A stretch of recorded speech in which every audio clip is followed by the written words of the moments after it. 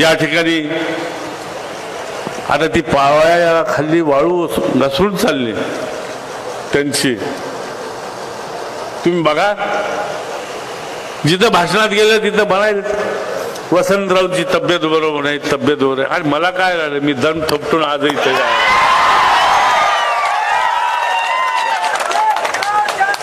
एवढ्या कुस्तीला एवढ्या आजही कुस्ती खेळायला तयार आहे.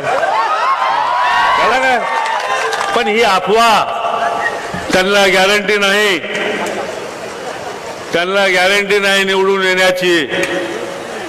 तुम्ही बघा, जिथं गेलं तिथं अपयश आहे.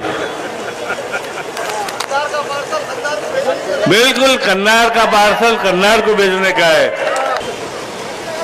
अशोकराव मला एका मित्रानं सांगितलं, दिल्लीच्या आम्ही खासदार होतोच ना, दिल्लीच्या मित्राने सांगितलं अशोकराव गेले म्हणजे नरेंद्र मोदी समोर, मोदीजी कोण, मैं अशोक चौहान, हाँ आजा भाई आजा. अजित दादा गेले, मैं अजित पवार, तेरा क्या होगा रे, आजा इधर. हम तो आपके यहाँ आ गए, हम तो अभी तो हम जेल में तो नहीं जाएंगे, नहीं जाएंगे, ये मोदी की गारंटी है. अरे मोदी जी, अशोकराव भ्रष्टाचार करून लगेच पार्लमेंट मध्ये अशोकरावला आदर्श घोटाळ्याची क्लीन चिट मिळते.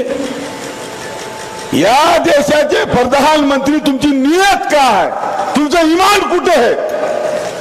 अरे तुम्ही वडून सांगता हजारो लोकांना, लाखो लोकांना की अजित दादा 70,000 कोटीचा घोटाळा या माणसाने केला आणि 8 दिवसामध्ये तुमच्याजवळ येऊन उपमुख्यमंत्री होते. स्वीकारणार आहात तुम्ही? स्वीकारणार आहात तुम्ही? मान्य करणार आहात का तुम्ही? मग अशा लोकांना उद्या जागा दाखवून देणार आहोत की नाही आपण, हा प्रश्न मला या ठिकाणी तुम्हाला विचारायचा आहे. 500 रुपयात त्यांनी काय त्या मुलांचं शिक्षण करावं, कुटुंब चालवावं, मुलींचे लग्न करावेत का काय करावं, म्हणजे अशी ही परिस्थिती आपल्यावर ओढावलेली आहे. म्हणून आपण सगळ्यांनी जिद्दीने पेटून उठलं पाहिजे की आपल्यावर किती अन्याय होतो. बरं, हुकुमशाही, कुणी कुणाचं ऐकलं नाही की आपल्या मनावर वाटेल ते कायदे करायचे आणि वाटेल ते करायचं, तेही तुम्ही बघताय. हुकुमशाही चालू आहे, मालाला भाव नाही आहे, बेरोजगारी वाढली आहे, सगळीकडे तरुण मंडळी अशीच फिरतीये, पेपर फुटतायत, म्हणजे जे खरा विद्यार्थी हुशार आहे तो बाजूलाच राहतो आणि अन्याय, म्हणजे प्रत्येक ठिकाणी अन्याय आहे. तर ह्या अन्यायाला वाचा फोडण्यासाठी आपल्याला लढायचंय. क्योंकि जिस तरह से हमारे हनुमान पाटिल ने जो कहे थे कि एक चौहान गए एक चौहान आए, अरे वो चौहान गद्दारी करके गए कांग्रेस से.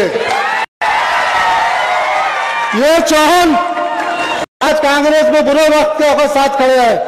हम तो उनका स्वागत करते हैं कि आज जिस तरह से कांग्रेस को जो लावारिस करके छोड़ के गए, जिसने कहा था कि 65 साल कांग्रेस जो है कुछ सारे हकों पर बिठाई थी, पर आपने जिस तरह से कांग्रेस के मौके पर, इलेक्शन के मौके पर बीच धार में छोड़ के गए थे, आपने गए हैं क्योंकि कांग्रेस को उम्मीदवार मिलना नहीं चाहिए, ऐसा दगा दे के गए थे.